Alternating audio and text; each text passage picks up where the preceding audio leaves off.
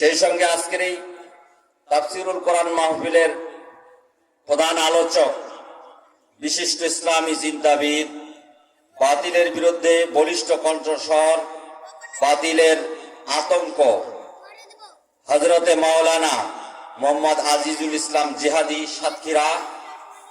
আল্লাহ পাক তাকে সুস্থ সবল সুন্দর রেখে আজকের এই মাহফিলে কথা বলার তৌফিক দান করুক এবং দ্বীনের আঞ্জাম দেওয়ার জন্য তার জীবনের গুনাহখাতা মাফ করুক, শেষ ঠিকানা জান্নাত হিসাবে কবুল করুক। সকলে বলে আমিন।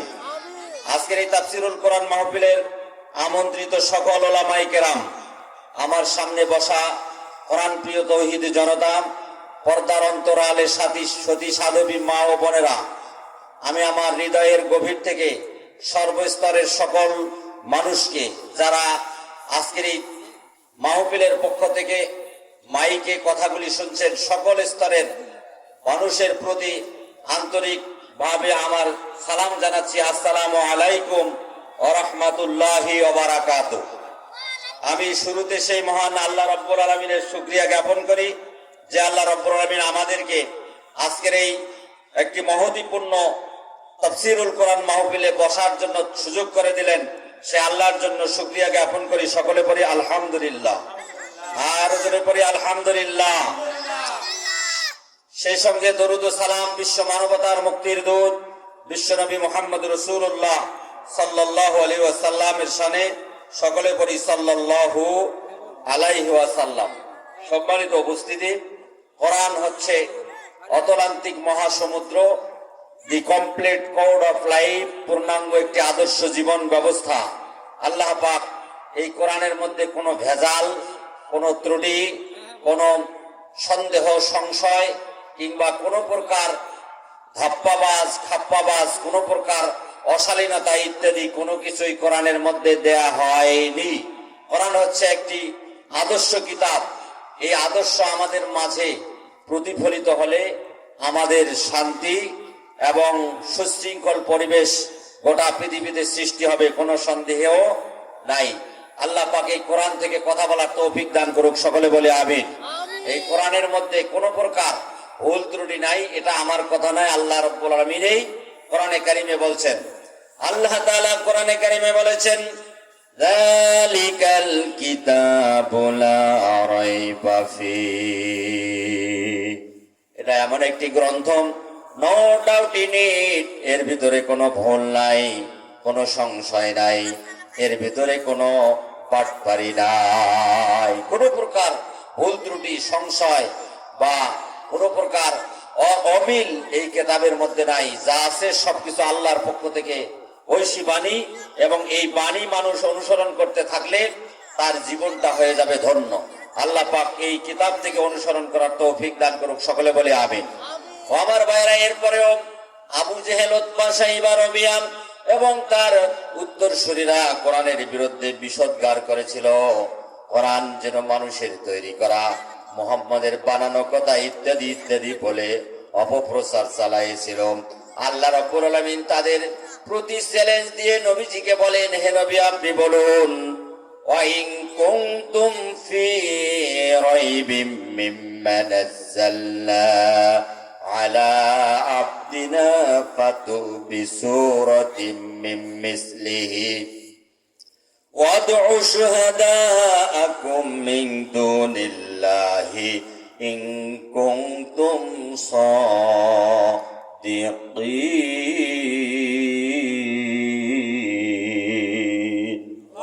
নবীজির প্রতি আল্লাহ রাব্বুল আলামিন বললেন, হে নবী, আপনি ওই সকল লোকদেরকে চ্যালেঞ্জ দেন যারা কোরআনের বিরুদ্ধে বিষোদ্গার করে, সন্দেহ সংশয় প্রকাশ করে, আপনার বানানো কথা হিসাবে চালিয়ে দিতে চায়। তাদেরকে বলেন তারা যেন গোটা পৃথিবীর সমস্ত বন্ধু বান্ধব জিন আর মানুষের মধ্য থেকে যারা তাদের সহযোগী হবে তাদের সকলকে নিয়ে ঐক্যবদ্ধ হয়ে কোরআনের একটি ছোট্ট সূরা তারা তৈরি করে নিয়ে আসে। যেন এই চ্যালেঞ্জ দেয়া হয়েছিল আজ থেকে 1500 বছর আগে, 1400 বছর আগে। আজও পর্যন্ত এই চ্যালেঞ্জের মোকাবেলায় কোরআনের নকল করতে কেউই পারে নাই। ও আমার ভাইরা, সেই সময় আবু জেহেল এবং আবু জেহেল উত্তরসূরিরা সকলে মিলে চেষ্টা প্রচেষ্টা চালালো আল্লাহর নবী বিশ্ব নবী মুহাম্মদ রাসূলুল্লাহ সাল্লাল্লাহু আলাইহি সাল্লাম চ্যালেঞ্জের মোকাবেলায় কোরআনে কারীমের একটি সূরা, ছোট্ট একটি সূরা, সূরা আল কাউসার, ইন্না আ'তাইনাকাল কাউসার ফাসাল্লি লিরাব্বিকা ওয়ানহার। এই ছোট্ট সূরার দুটি আয়াত, কোরআনে কারীমের এই দুটি আয়াত কাবার দেয়ালের মধ্যে লিখে দিলেন আর বললেন, তোমরা ফাতু বিসূরাতিম মিন মিসলিহি, এই সূরার মতো করে তোমরা একটি আয়াত তৈরি করে নিয়ে আসো। তৃতীয় নম্বর আয়াত কোরআনে কারীমের সূরা কাউসারের 3 নম্বর আয়াতটি তোমরা লিখে নিয়ে আসো। তারা সকলে মিলে চেষ্টা প্রচেষ্টা চালালো, দিনভর প্রচেষ্টা চালালো। সকল চেষ্টা প্রচেষ্টা তাদের ব্যর্থ হয়ে গেল, কিন্তু তারা কোরআনের অনুরূপ একটি আয়াত তৈরি করতে পারলো না। অবশেষে তারা লিখে দিতে বাধ্য হয়েছে, লাইসা হাযা কালামুম মিন বাশার, এগুলি মানুষের তৈরি করা কোনো কথা নয়। জোরে বলেন সুবহানাল্লাহ, আরো জোরে বলেন সুবহানাল্লাহ। সেই কোরআন থেকে কথা হবে। ওমার ভাইয়েরা, কোরআন এমন একটি কমপ্লিট কোড অফ লাইফ, পূর্ণাঙ্গ একটি আদর্শ জীবন ব্যবস্থা। এর সম্পর্কে আল্লাহ রাব্বুল আলামিন বহু আয়াতে কারিমা নাজিল করেছেন। কোরআন শরীফ আমাদের হেদায়েতের জন্য একটা বাণী। এই কোরআন যদি আমরা অনুসরণ করি, কোরআন দিয়ে যদি জীবন করি, তাহলে আমাদের জীবনটা হবে ধন্য। কিন্তু দুঃখ হলেও সত্য, আমরা এই কোরআন পড়তে জানি না, কোরআনের অর্থ বুঝি না, অনুবাদ জানি না, তাফসীর তো দূরের কথা, কোরআনটা পড়তেই জানি না। এই জন্য আজকে মুসলমান গোটা পৃথিবীতে নির্যাতিত, অপমানিত। আল্লাহ রাব্বুল আলামিন কোরআনে কারীমের মধ্যে বলেছেন, ইন্না হাযাল কুরআনা ইয়াহদি লিল্লাতী হিয়া আকওয়ামু ওয়া ইউবাশশিরুল মুমিনিনাল্লাযীনা ইয়া'মালুনাস সালিহাতি আন্না লাহুম আজরান কাবীরা। আল্লাহু আকবার। আল্লাহ রাব্বুল আলামিন বলেন, নিশ্চয়ই এই কোরআন এমন একটি গ্রন্থ যা সুদৃঢ় সৎ কর্মপরায়ণ পথের দিকে মানুষকে আহ্বান করে আর মুমিনদিগকে মহা পুরস্কারের সুসংবাদ দেয়। যারা সৎ আমল করে তথা সৎ কাজ করে, আল্লাহ রাব্বুল আলামিন তাদের জন্য এই কোরআনটাকে সুদৃঢ় পথের দিকে আহ্বানকারী হিসাবে উল্লেখ করেছেন। ওমর ভাইয়েরা, এই কোরআন শরীফ সম্পর্কে ইতিপূর্বে ষড়যন্ত্র করেছিল আবু জেহেল, উতবা, শাইবা, তারা বিভিন্ন ধরনের ষড়যন্ত্র করেছিল। সেই ষড়যন্ত্রের মোকাবেলায় তারা বলেছিল, আল্লাহ রাব্বুল আলামিন সেই কথাগুলি বলেছেন, যা ষড়যন্ত্র হয়েছিল সেই ষড়যন্ত্রের কথায় আল্লাহ রাব্বুল আলামিন বলেছেন, ওয়াকালাল্লাযীনা কাফারু লা তাসমাউ লিহাযাল কুরআনি ওয়ালগাউ ফীহি লাআল্লাকুম তাগলিবুন। আল্লাহ রাব্বুল আলামিন বলেন, ওয়াকালাল্লাযীনা কাফারু, কাফিররা বলে, লা তাসমাউ লিহাযাল কুরআন, তোমরা এই কোরআন শ্রবণ করো না, ওয়ালগাউ ফীহি লাআল্লাকুম তাগলিবুন, কোরআন যাতে মানুষের কাছে পৌঁছিতে না পারে এই জন্য তোমরা গন্ডগোল হই হাল্লা এবং ষড়যন্ত্রমূলক কাজ করতে থাকো। কোরআন যাতে মানুষের কাছে পৌঁছিতে না পারে, সেই যুগ থেকে এই ষড়যন্ত্র চলে আসছিল, আজও সেই ষড়যন্ত্র চলে আসছে, কিয়ামত পর্যন্ত এরকম ষড়যন্ত্র থাকবে। তদুপরি আমাদেরকে কোরআনের সম্পর্কে অভিজ্ঞতা অর্জন করে বাস্তব জীবনে অনুসরণ করলে আমরা শান্তি পাবো, নইলে আমরা শান্তি পাবো না। সম্মানিত ভাইরা, আল্লাহ পাক বলছেন, কুল লা ইন ইসতামাআতিল ইনসু ওয়াল জিন্নু আলা আইয়াতু বিমিসলি হাযাল কুরআনি লা ইয়াতুনা বিমিসলিহি ওয়ালাউ কানা বা'দুহুম লিবা'দিন জহিরা। আমার আল্লাহ রাব্বুল আলামিন বলেন, হে নবী আপনি বলুন, যদি মানব ও জিন জাতি এই কোরআনের অনুরূপ রচনা করে আনয়নের জন্য জড়ো হয়, এবং তারা পরস্পরের সাহায্যকারী হয়, তবুও তারা কখনো এই কোরআনের অনুরূপ রচনা করে আনতে সক্ষম হবে না। কোরআন তারা কখনো নকল করতে পারবে না। কোরআনের বিরুদ্ধে যত বিষোদ্গার করুক না কেন, কোরআন কখনো তারা তৈরি করতে পারবে না, নকল করতে পারবে না। এত চ্যালেঞ্জের পরেও কিছু কিছু বদমাইশ আছে যারা বলে এই কোরআন দিয়া দেশ সমাজ রাষ্ট্র চলতে পারে না। অথচ মুহাম্মদুর রাসূলুল্লাহ সাল্লাল্লাহু আলাইহি সাল্লাম যে যুগটা ছিল অত্যন্ত কলুষিত যুগ, আইয়ামে জাহেলিয়ার যুগ, যে মানুষগুলি ছিল অন্ধকারাচ্ছন্ন, সব পাপাচারে লিপ্ত ছিল, সেই পাপে পরিপূর্ণ লোকদেরকে আল্লাহর নবী কোরআনের ছোঁয়া দিয়া তাদেরকে ভালো পথ দেখিয়েছেন, ভালো পথে এনেছেন। আজও যদি কোরআন আমরা অনুসরণ করি, আল্লাহর কসম আমরাও সেরকম ভালো পথে যেতে পারবো। আল্লাহ পাক আমাদের তৌফিক দান করুক, সকলে বলে আমিন। ও আমার ভাইয়েরাম, এই জন্য আসুন আমরা আল্লাহ রাব্বুল আলামিনের পক্ষ থেকে এই কোরআনে কারীমকে আঁকড়ে ধরি। আল্লাহর রাসূল বলেছেন, লান তামাসসাকতুম বিহিমা লান তাদিল্লু। আমি তোমাদের কাছে দুইটি জিনিস রেখে যাচ্ছি, যদি তোমরা ওই দুইটি জিনিস আঁকড়ে ধরো, একটা হলো কিতাবুল্লাহ, আল্লাহর কিতাব আল কোরআন, আর দ্বিতীয় হলো সুন্নাত রাসূলিহি, আল্লাহ রসুলের সুন্নত। এই দুটি যদি আঁকড়ে ধরি তাহলে আমরা কখনোই পথভ্রষ্ট হব না। কিন্তু আমরা কোরআন থেকে অনেক দূরে, রসুলের আদর্শ থেকে অনেক দূরে আমরা জীবন যাপন করি আমাদের ইচ্ছা মতো। এই জন্য আজকে গোটা পৃথিবীতে মুসলমানরা মার খাচ্ছে। আল্লাহ রাব্বুল আলামিন যেন আমাদেরকে এই মার খাওয়া থেকে কোরআনের অনুসরণের মাধ্যমে গোটা পৃথিবী যেন আমাদের পক্ষে চলে আসে। এই জন্য কোরআন দিয়ে দেশ সমাজ রাষ্ট্র পরিচালিত করতে হবে, কোরআন দিয়ে সমাজ গড়তে হবে। কোরআন দিয়ে যদি আমরা সমাজ গড়তে পারি তাহলে আমাদের শান্তি আসবে, কোনো সন্দেহ নেই। কালেমা পড়ি, লা ইলাহা ইল্লাল্লাহ, লা ইলাহা ইল্লাল্লাহ, লা ইলাহা ইল্লাল্লাহ মুহাম্মাদুর রাসূলুল্লাহ। সম্মানিত ভাইরা, কোরআনে কারিমে আল্লাহ রাব্বুল আলামিন সূরা আলে ইমরান 3 নম্বর সূরা 104 নম্বর আয়াতের মধ্যে বলেছেন, ওয়ালতাকুম মিনকুম উম্মাতুন ইয়াদউনা ইলাল খায়র ওয়া ইয়া'মুরুনা বিল মা'রুফি ওয়া ইয়ানহাউনা আনিল মুনকার ওয়া উলাইকা হুমুল মুফলিহুন। আমার আল্লাহ রাব্বুল আলামিন বলেন, তোমাদের মধ্যে অবশ্যই একটি দল, অবশ্যই একটি গোত্র থাকতে হবে যাদের কাজ হলো ইয়াদউনা ইলাল খায়র, মানুষকে সৎ পথের দিকে, কল্যাণের দিকে আহ্বান করবে।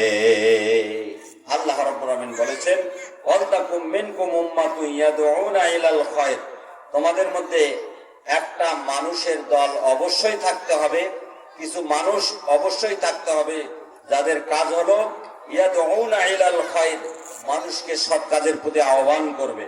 ওয়া ইয়ামুরুনা বিল মারুফ, অর্থাৎ সৎ কাজের আদেশ করবে। ওয়া ইয়ানহাউনা আনিল মুনকার, এবং অসৎ কাজে বাধা দিবে। এইটা তাদের ঈমানি দায়িত্ব। ওয়া উলাইকা হুমুল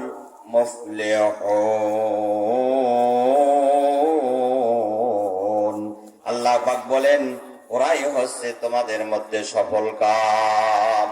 মানুষের মধ্যে যারা মানুষকে সৎ কাজের জন্য আহ্বান করবে, অন্যায় কাজে বাধা দিবে, আল্লাহর ভাষায় আল্লাহ পাক বলেছেন, ওয়া উলাইকা হুমুল মুফলিহুন, ওরাই হচ্ছে সফল কাম। তাহলে সফল কাম হওয়ার জন্য সূত্র হলো মানুষকে সৎ কাজের ভালোর দিকে আহ্বান করতে হবে, সৎ কাজের আদেশ দিতে হবে এবং অসৎ কাজে বাধা দিতে হবে।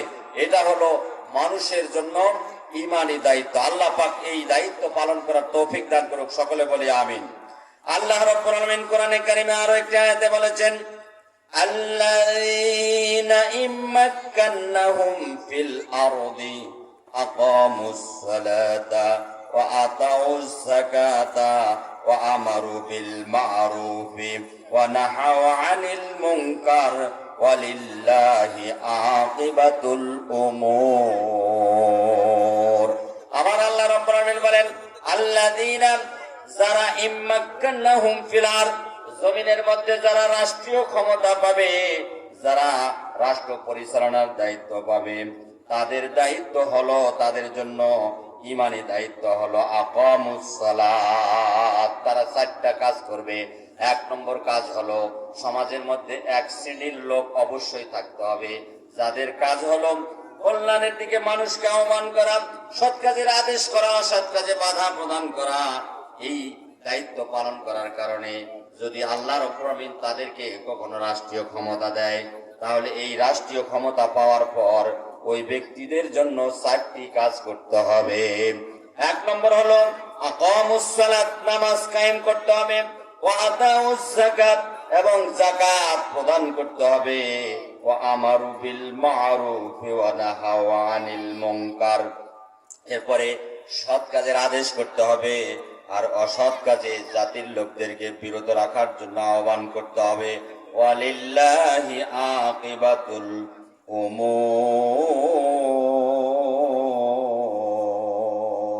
আল্লাহ রাব্বুল আলামিন বলেন, এটাই হচ্ছে তোমাদের জন্য, এটাই হচ্ছে সবচাইতে অধিষ্ঠিত থাকবে। আলোচনা আয়াতে এই 4টি গুণের কথা বলা হয়েছে, আর সব বিষয়ই আল্লাহর প্রতি সমর্পিত, অর্পণ করবে, মন্দ কাজ হতে নিষেধ করবে। 4টি কাজের মধ্যে 1 নম্বর কাজ হলো সালাত কায়েম করবে, 1। 2 নম্বর হলো যাকাত প্রদান করবে, সৎ কাজের আদেশ দিবে এবং মন্দ কাজ হতে নিষেধ করবে। এই 4টি কাজ ঈমানি দায়িত্ব। আমার ভাইরা, এই 4টি কাজ আমাদেরকে করতে হবে। 4টি বিষয়ের প্রতি গুরুত্ব প্রদান করা হয়েছে। এখানে 4টি বিষয় হলো, 1 নম্বর বিষয় হলো রাষ্ট্রীয় কাজ। রাষ্ট্রীয়ভাবে 4টি কাজ সমাধা করতে হবে। 1 নম্বর হলো আকামুস সালাত, তথা নামাজ রাষ্ট্রীয়ভাবে প্রতিষ্ঠিত করা। ক্ষমতাসীন সরকারের দায়িত্ব নামাজ প্রতিষ্ঠা করা, ক্ষমতাসীন সরকারের দায়িত্ব। এটা হলো 1 নম্বর। 2 নম্বর হলো ওয়া আতাউজ যাকাত, যাকাত প্রদান করা। প্রিয় ভাইরা আমার, রাষ্ট্রীয় ক্ষমতায় যারা থাকবে তারা অর্থনীতি যাকাত প্রদান করবে, যাকাত প্রদান ব্যবস্থা চালু করবে। কারণ যাকাত ভিত্তিক অর্থ ব্যবস্থা চালু হলে ধনী গরিব বৈষম্য কমবে। কেউ বিশাল বিলাসী জীবন যাপন করবে, আর কেউ না খেয়ে কষ্ট পাবে, তা কখনো থাকবে না। বৈষম্যের বাঁধন কমে যাবে।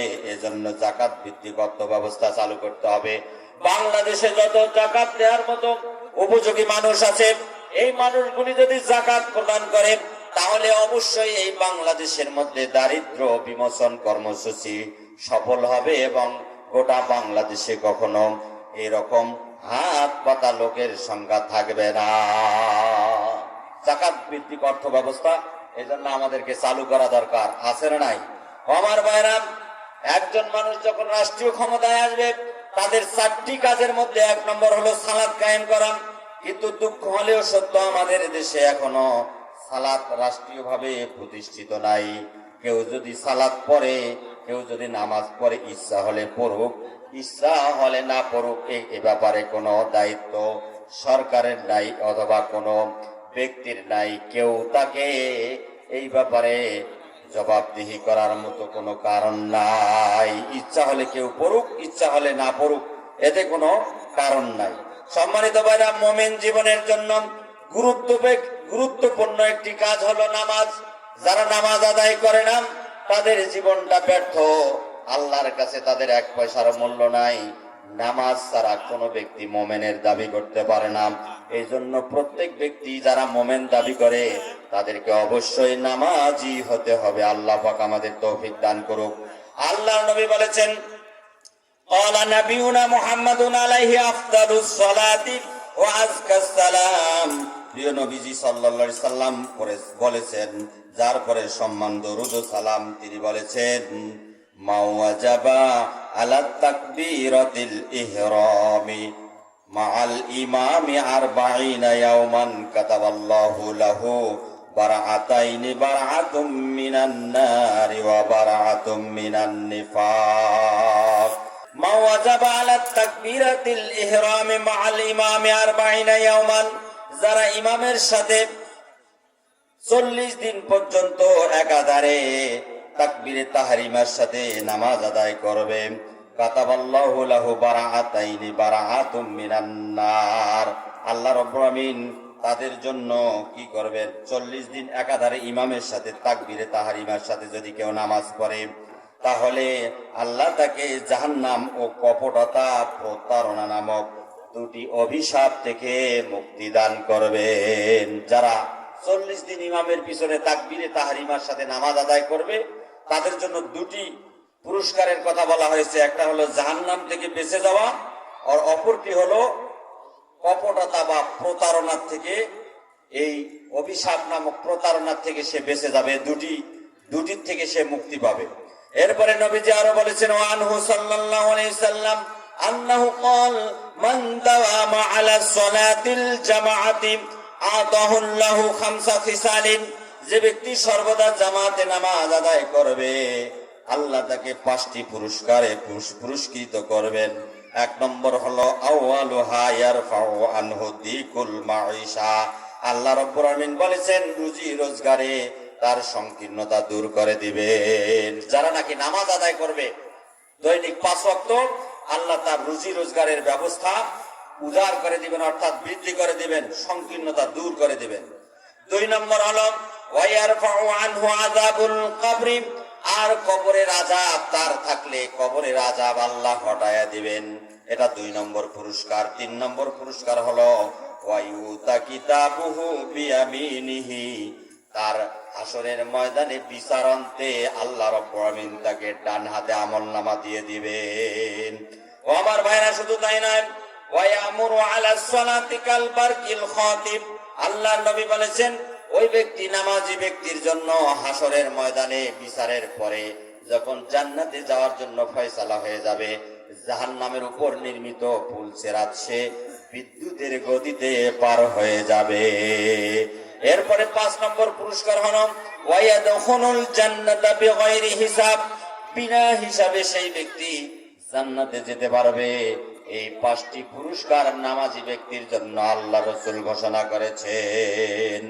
আমার ভাইরা, পক্ষান্তরে কোন ব্যক্তি যদি নামাজ না পড়ে, তার জন্য হলো 9টি বিপদ আছে। এই 9টি বিপদ তাদেরকে গ্রেফতার করবে। যারা নামাজ পড়ে না, নামাজের ধারে কাছেও যায় না, নামাজকে গুরুত্ব দেয় না, নামাজকে অবহেলার চোখে দেখে, নামাজ জীবনেও পড়ে না, এই সকল ব্যক্তি অথবা নামাজ পড়ে কিন্তু গুরুত্ব দেয় না, নামাজ পড়ে কিন্তু লোক দেখানো নামাজ পড়ে, আল্লাহ রাসূল বলেছেন তাদের জন্য 9টি বিপদ আছে। কয়টি বিপদ? 9টি বিপদ। 1 নম্বর, 9টি বিপদের 3টি বিপদ হবে দুনিয়ার জমিনে, 3টি বিপদ হবে দুনিয়ার জমিনে, 3টি বিপদ হবে কবরে, আর 3টি বিপদ হবে হাসরের ময়দানে। আল্লাহ রাব্বুল আলামিন এই বিপদগুলির থেকে আমাদেরকে রক্ষা করুক, সকলে বলি আমিন। 3টি বিপদ হবে দুনিয়ার মধ্যে। সালাসাতিন ফিদ দুনিয়া, 3টি বিপদ দুনিয়ার মধ্যে যেটা হবে, এই 3টি বিপদের 1 নম্বর বিপদ হলো ইয়ারফাউল বারাকাতা মিন কাসবিহি ওয়া রিজকিহি, যারা নাকি নামাজ পড়ে না, গুরুত্ব দেয় না, বেনামাজি, তাদের জন্য 1 নম্বর বিপদ দুনিয়ার জীবনে হবে, তাদের আয় রোজগারে খাদ্যে বরকত থাকবে না, বরকত থাকবে না। যত কামাই করুক সব কামাইগুলি তার ব্যর্থ হয়ে যাবে, অর্থাৎ বরকত থাকবে না। এই জন্য বরকতহীন হয়ে যাবে। সম্মানিত ভাইরা, সেই কারণে আমাদেরকে বরকত অর্জন করার জন্য আমাদেরকে নামাজি হতে হবে। আল্লাহ পাক তৌফিক ইনায়েত করুক, সকলে বলে আমিন। 2 নম্বর হলো ওয়ায়ানজিউ সিমাআল খায়রি মিন ওয়াজহিহি, যারা নামাজি হবে না, নামাজ পড়বে না, তার চেহারা বা মুখের সৌন্দর্য থাকবে না। আমার ভাইরা, একজন নামাজি ব্যক্তির মুখের চেহারা মুখের অবস্থা দেখবেন উজ্জ্বল, কত সুন্দর। আর যারা নামাজ পড়ে না তাদের চেহারাটা দেখবেন কুৎসিত। যতই কিছু মাকুক, যতই কিছু প্রসাধনী মাকুক, নামাজি ব্যক্তি, প্রকৃত নামাজি ব্যক্তির চেহারার সঙ্গে বেনামাজি ব্যক্তির মুখের চেহারার এক মিল কখনো হবে না। দেখলেই বোঝা যাবে এই ব্যক্তি নামাজি, আর দেখলেই বোঝা যাবে এরা নামাজি নয়। এই জন্য সৌন্দর্য সৃষ্টি হয় নামাজের মাধ্যমে।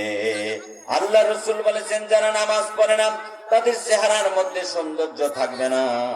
3 নম্বর হলো আল্লাহ রাসূল বলেছেন, ওয়ায়াকুনু বাগীদাম ফি কুলুবিন নাস, যারা নাকি নামাজি নয় তাদের জন্য মানুষের অন্তরে, তাদের জন্য ঘৃণার সৃষ্টি করবেন। মানুষের অন্তরে ঘৃণার সৃষ্টি করবেন ওই বেনামাজির প্রতি। দেখলে মানুষ ওকে ঘৃণা করবে। তারপরে হলো রাগ দেখাবে, তার প্রতি অশ্রদ্ধা বোধ করবে, স্নেহ করবে না, এরকম অবস্থার সৃষ্টি হবে। এটা হলো দুনিয়ার জীবনের এই 3টি বিপদ। যারা নামাজ পড়ে না তাদের খাদ্যে বরকত থাকবে না, রোজগারে বরকত থাকবে না, তাদের চেহারার সৌন্দর্য থাকবে না, এবং মানুষ দেখলে তার প্রতি একটা শত্রুতা ভাব পোষণ হবে, মানুষ তাকে ভালোবাসবে না। এই 3টি অবস্থা দুনিয়ার মধ্যে সৃষ্টি হবে। এরপরে যারা নামাজ পড়ে না তাদের জন্য পরকালীন জীবনে কবরের জীবনে তার জন্য 3টি বিপদ আছে। 1 নম্বর বিপদ হলো সিদ্ধাতুস সুআলি মুনকারি ওয়া নাকির। 1 নম্বর বিপদ হলো ওই ব্যক্তির জন্য কবরে রাখার সঙ্গে কঠিন কঠিন প্রশ্ন আসবে। কঠিন প্রশ্ন বলতে 3টি বা 4টি প্রশ্নের কথা বলা হয়েছে। যখন এই মানুষকে কবরে রাখা হয় 3টি প্রশ্ন অটোমেটিক ভাবে করা হবে। 1 নম্বর প্রশ্ন হলো মার রব্বুকা, তোমার রব কে। 2 নম্বর প্রশ্ন হলো ওয়ামা দীনুকা, তোমার জীবন ব্যবস্থা কি। 3 নম্বর প্রশ্ন হলো মান হাজার রাজুলু, আল্লাহর নবীকে তার সামনে তুলে ধরা হবে আর বলা হবে এই ব্যক্তিকে। এই 3টি প্রশ্ন করা হবে। মুমিন ব্যক্তি যদি হয় জবাব দিবে রব্বি আল্লাহ, আমার রব আল্লাহ। 1 নম্বর প্রশ্নের জবাব হয়ে গেল। 2 নম্বর প্রশ্ন হলো আমার দীনুকা, তোমার জীবন ব্যবস্থা কি। ওই ব্যক্তি যদি ইসলামের অনুসরণকারী হয়, দিন ইসলামের অনুসরণকারী যদি হয়, তাহলে উত্তর দিতে পারবে, বলবে দীনুনা আল ইসলাম, আমার জীবন ব্যবস্থা ইসলাম। 2 নম্বর প্রশ্নের উত্তর হয়ে গেল। এরপরে 3 নম্বর প্রশ্ন মান হাজার রাজুলু, এই ব্যক্তিকে আল্লাহ রাসূল বলেছেন ওই মুমিন ব্যক্তি জবাব দিবে হাজার রাজুলু সাইয়্যিদুনা মুহাম্মাদুর রাসূলুল্লাহ সাল্লাল্লাহু আলাইহি ওয়াসাল্লাম, আমাদের ইনি হচ্ছেন আমাদের নেতা বিশ্ব নবী মুহাম্মাদুর রাসূলুল্লাহ সাল্লাল্লাহু আলাইহি সাল্লাম। আমার ভাইরা, বাস্তব জীবনে যারা দুনিয়ার জীবনে আল্লাহ রসুলের আদর্শ অনুসরণ করবে, আল্লাহ রসুলকে রসুল মানবে এবং তার শেখানো এবং তার দেখানো পথে যারা চলবে, তারা নবীকে চেনা মাত্রই বলতে পারবে হাজার রাজুলু সাইয়্যিদুনা মুহাম্মাদুর রাসূলুল্লাহ। আর যারা নবীজির প্রতি শ্রদ্ধাবোধ নাই, নবীজির আদর্শ অনুসরণ নাই, নবীজির দেখানো পথে যারা জীবন পরিচালনা করে নাই, শত চেষ্টা করেও উত্তর দিতে পারবে না। তারা বলবে লা নাদরি, লা নাদরি, হায় আফসোস, আমরা জানি না, আমরা জানি না, এইভাবে কথা বলবে। কিন্তু সেই দিন এইভাবে কথা বললে কবরে আপনাকে খাতির করা হবে না, অশান্তি শুরু হয়ে যাবে। আমার ভাইরা, কবরের আযাব সম্পর্কে বলা হয়েছে, অন্যত্র হাদিসে বলা হয়েছে এই কবরের মধ্যে বিষাক্ত সর্প থাকবে বিশাল আকারের। এই সর্পগুলি মানুষকে দংশন করবে।